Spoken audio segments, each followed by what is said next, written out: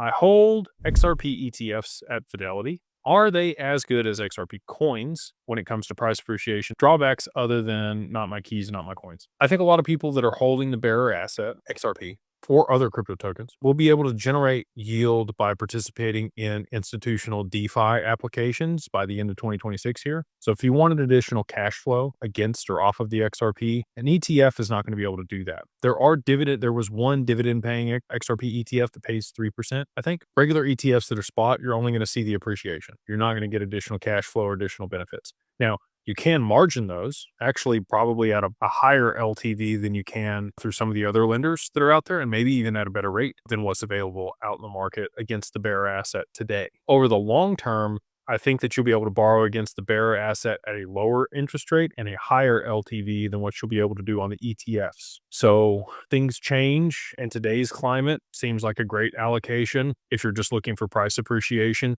Again, I think that that's probably also, one more tick down the risk curve than holding the actual asset. So like Evernorth is a couple ticks up the risk curve because it's a DAT. An XRP ETF is probably a lower risk option to be able to get an allocation to XRP versus holding the bearer asset itself. Now, less risk, less return, more risk, more return is kind of how that works, right? I think you'll have more flexibility and opportunities to be able to use the XRP to your benefit over the long term, but the ETF is going to give you a one-to-one price appreciation. They hold a certain amount of XRP per share of the ETF. If they have to do a stock split over the long term on the ETF, they could, or they could just tokenize it and people could own 1,000th of a share, later on, like I think they probably will.